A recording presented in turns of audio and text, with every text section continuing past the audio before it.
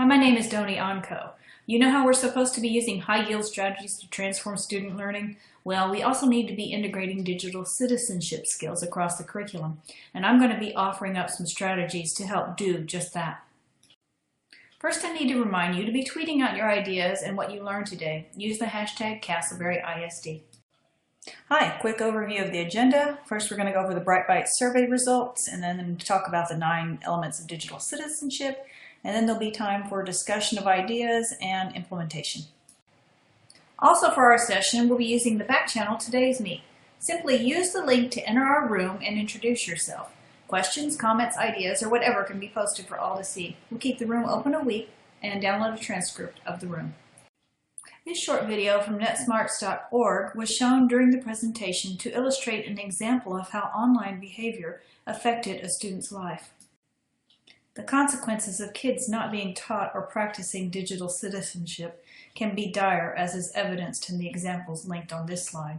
One case involves a 12-year-old girl being sued for tens of thousands of dollars. The sad story of Amanda Todd is about a young teenager being cyberbullied and victimized by an internet predator. She ultimately committed suicide. Whose responsibility is it to make sure our students are informed? What are your thoughts? Share your responses on Today's Meet, please. I'm going to share some of our Technology Bright Bites survey results with you. This survey reflects how our teaching of technology impacts our students. These few questions in particular pertain to digital citizenship. 43% of our students believe that they are taught how to act respectfully online on a weekly basis. However, 17% do not believe they are taught digital etiquette at all. Okay, this slide indicates that almost 30% of our students do not think they are taught how to handle online bullying. We cannot assume that parents have the ability or will teach their children about online bullying. Students need to know that they can come to us for help.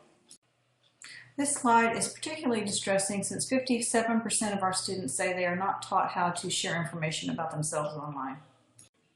Dennis Pierce writes that digital citizenship is not just about teaching students what not to do, but also what they should be doing to create a positive online impression. Students should be cultivating digital identities that will help them get into colleges and land their dream jobs. Think of LinkedIn, for instance. According to teachers, cyberbullying needs to be taught more. 14% of our teachers don't teach it at all. Questions about our Student Responsible Use Agreement and Internet safety procedures can be directed to administration or to the campus tech coaches. According to this graph, too many of our students say that they are not taught about creating an online presence. Students need to be able to realize that posting online can become a permanent thing, more like a tattoo than a footprint. Won't go away with time. Here's how teachers responded about teaching online safety.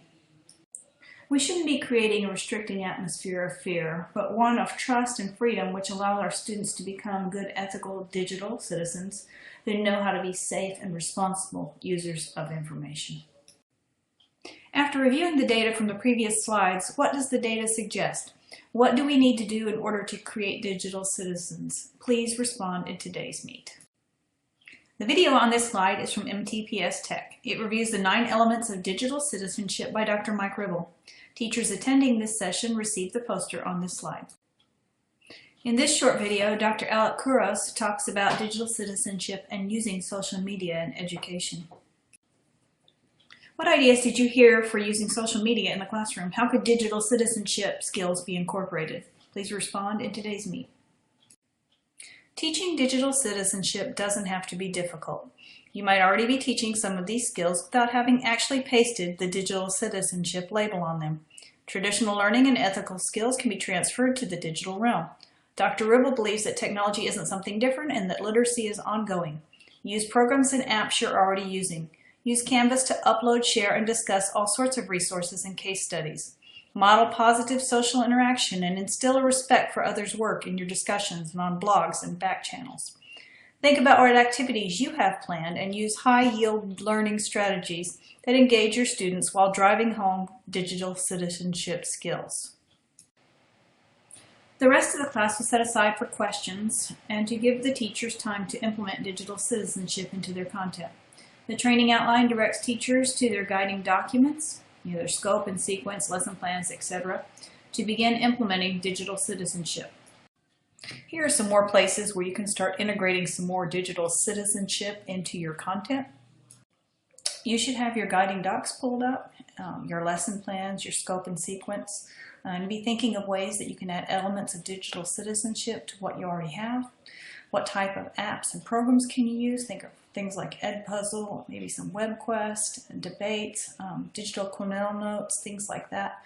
What websites can you use for resources? commonsensemedia.org, netsmarts.org, BrainPop.